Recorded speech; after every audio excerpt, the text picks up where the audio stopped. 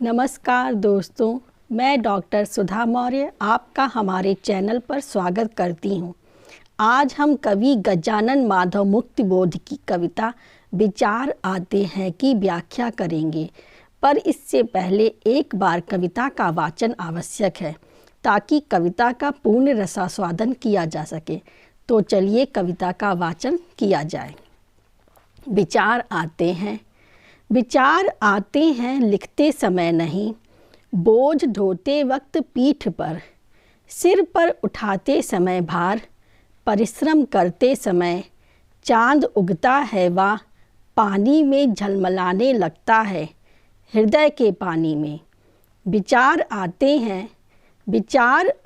हैं लिखते समय नहीं, पत्थर ढोते वक्त, पीठ पर उठाते वक्त बोझ, सांप मारते समय पिछवाड़े, बच्चों की नेकर फटीचते वक्त, पत्थर पहाड़ बन जाते हैं, नक्शे बनते हैं भौगोलिक, पीठ कच्छप बन जाती है, समय पृथ्वी बन जाता है। अब चलिए सबसे पहले कविता का केंद्रीय भाव जान लिया जाए ताकि समझ में आ सके कि कवि इस कविता के माध्यम से क्या कहना चाहता है। वस्तुतः विचारों के निर्माण के लिए एक विशिष्ट मनोदशा की आवश्यकता होती है। जब व्यक्ति एकाग्रचित्त होकर किसी गंभीर विषय या समस्या पर चिंतन मनन करता है तो उसके मन में नवीन विचार उत्पन्न होते हैं। शारीरिक परिश्रम करते समय विचारों की उत्पत्ति की मनोदशा नहीं बन पाती, क्योंकि तब व्यक्ति की संपूर्ण चित्त वृत्तियाँ शारीरिक परिश्रम किए जा रहे काम पर ही केंद्रित रहती हैं। इस कविता में कवि बताता है कि उसके मन में विचार तब उत्पन्न होते हैं जब वह शारीरिक श्रम करता है, क्योंकि वह श्रमिकों के प्रति सहानुभूति रखता है, उनके हितों के लिए चिंतित है, वह श्रमिकों को शोषण मुक्त देखना चाहता है। इसलिए इन्हीं विचारों के परिणाम स्वरूप एक नए वर्गहीन समाज की स्थापना का स्वप्न देखता है। कवि कहता है, विचार आते हैं लिखते समय नहीं, बोझ ढोते वक्त पीठ पर। चिंतक विचारक जो होते हैं वो शारीरिक परिश्रम करने वाले ना होकर बुद्धि व्यवसायी होते हैं। जब एकाग्रचित्त होकर ध्यानमग्न चिंतन करते हैं तो उनके मस्तिष्क में विचार उत्पन्न होते हैं।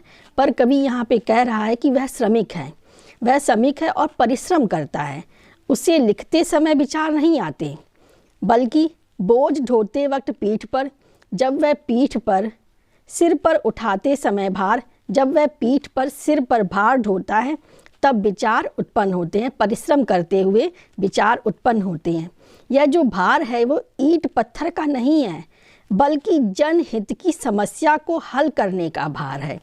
जब वह समाज को शोषण मुक्त करने के बारे में सोचता है तब उसके हृदय में क्या होता है? चांद उगता है वह पानी में झलमलाने लगता है हृदय के पानी में।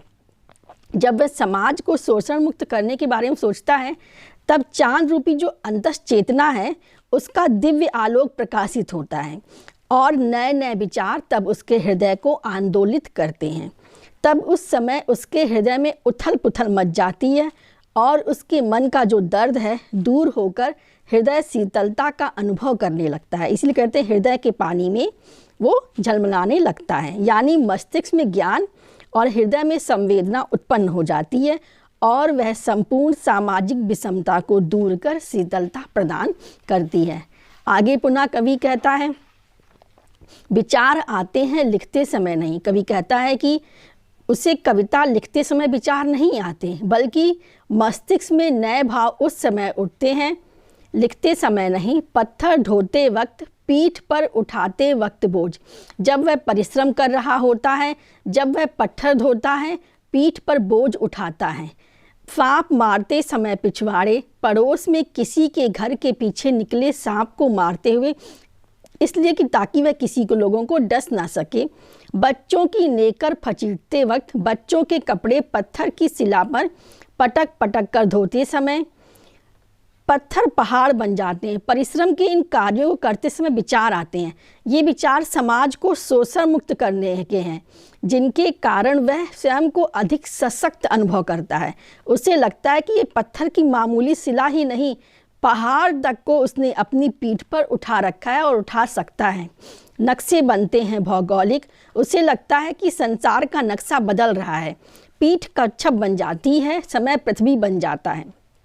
जिस तरह भगवान विष्णु ने कच्छप अवतार में पृथ्वी को अपनी पीठ पर धारण किया था और समुद्र मंथन से 14 रत्न प्राप्त किए थे, उसी तरह वह समाज की संपूर्ण समस्याओं को अपनी पीठ पर धारण कर विचार मंथन द्वारा विचार रत्न प्राप्त करके मानव समाज को शोषण से मुक्त करना चाहता है, मानवता की स्थापना करना चाहता है। और इसका साक्षी कौन बनता है? पृथ्वी समय बनकर इसका साक्षी बनता है। कुल मिलाकर कहने का भाव यह है कि कभी विचार निर्माण द्वारा श्रमशील मानवता को शोषण मुक्त वर्ग विहीन समाज का स्वप्न साकार करना चाहता है।